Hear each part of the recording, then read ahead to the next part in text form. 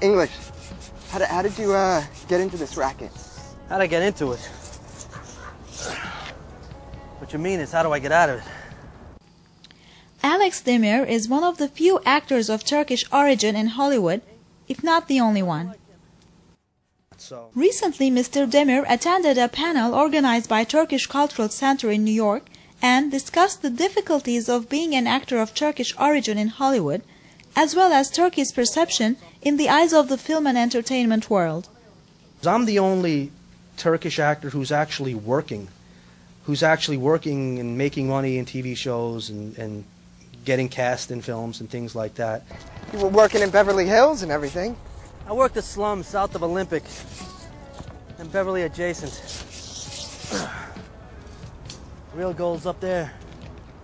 For some reason, I guess a lot of casting directors think that I look like a tough guy or something, so I play a lot of gangsters, you know, mafioso and killers and bullies and stuff like that.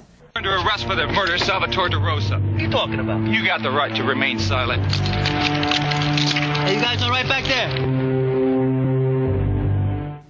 Mr. Demir acted in many well-known TV series, movies and theater, such as Well Soothed, Three Wise Women, Young and the Restless, NYPD Blue, Diagnosis Murderer, Silk Stockings, and Brooklyn South Entrance. My expectations were, I'm going to go out there and I'm going to give it my best shot. I'm going to just go out there and with every breath that I have, I'm going to try to make it in this industry. I'm going to try to be a successful actor. And what I found was that even though I knew it was difficult, I found that it's maybe 100 times more difficult than I could have ever expected. I drove out there in my Chevy Beretta, and I drove across country, and I ended up in Los Angeles with maybe $73 in my pocket. And be an actor, I got to find a job and survive and find a place to live and do all these normal life things that people who were born into that industry don't have to worry about. My first job in Los Angeles I was a bouncer. So I had to start from zero. I had to actually start doing some acting work just to get a demo reel on myself, which meant that I was auditioning for anything. Non-paying student films, non-union films, little low-budget projects, but I didn't care because I had to just get in front of a camera and work in front of a camera so I could get a demo reel together, so eventually I could show it to agents, and eventually maybe an agent will look at it, and then eventually maybe one of those agents will call me back and say, hey, I'll give you a shot and I'll represent you. Hey, you're not Dear Abby. You're Tucker, the sushi chef. If you're born into the right family, or if your family happens to know the right family, or someone in your family is married to someone in it, it's like lots of industries, like lots of businesses, nepotism. But especially in Hollywood, it's such a small circle, you know, of people. And then there's the masses who want to try to get into that small circle. It's really, really, again, I'm saying it's over and over and over, but it's like winning the lottery. O da sordu. Çünkü bundan duydu ya da ondan duydu. Yani bu adam Türk mü? Sordu bana. Ben de evet Türk'üm dedim. Ha okey dedi. Öyleyse yani senin için bu programda iş olmayacak dedi. Öyle.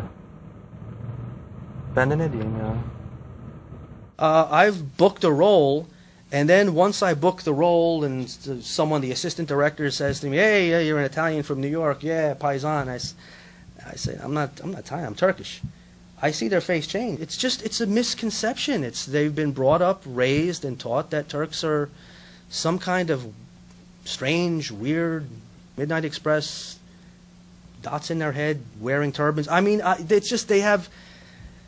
The majority of people to begin with in this country don't learn anything from books. They learn from movies and TV, starting back with Lawrence of Arabia. And then, of course, came everyone's favorite, Midnight Express. And then a couple of seasons ago on Alias, there was the wonderful Turkish terrorist family. And, you know, so it's just been going on forever. And that is the image that Hollywood holds of Turks. And so it's not a prejudice. It's just they don't know any better. They believe what they see. I don't know, maybe there is some kind of some kind of sinister plan, but the majority of people there, they just know what they see, and what they see is Turks are this way, Turks are this way. They never see the other side. So rather than us say, well, they need to educate themselves and inform themselves, and they're silly and they're ignorant. No, it's our job to show them. It's our job to do our part, like all these other ethnic groups do. They do their work. They make movies. They make documentaries. They write books. They do things in English, by the way. That's very important. And they promote themselves and they promote their culture. Other ethnic groups help each other. And they help their artists to succeed and to thrive because they've learned the lesson that the media is the most powerful tool to spread a message and to spread your culture, to spread a view of your culture. I'm broke most of the time. Aynı zamanda bir müzede çalışıyorum burada, Los Angeles'ta. İyi, hadi gidelim. Girelim mi? Girelim. Burası 100 numara. Ama 100 numarayı kullanamıyorum çünkü çalışmıyor. Normal bir çalışmayan tuvalet, evet. Kışın çok soğuk oluyor, evet. Şeyde yatıyorum. Eşofmanla, hırkala, şapkala.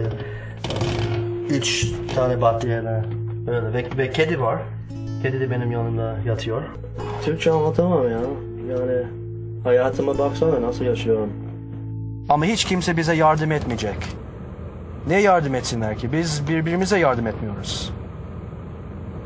Öyle işte.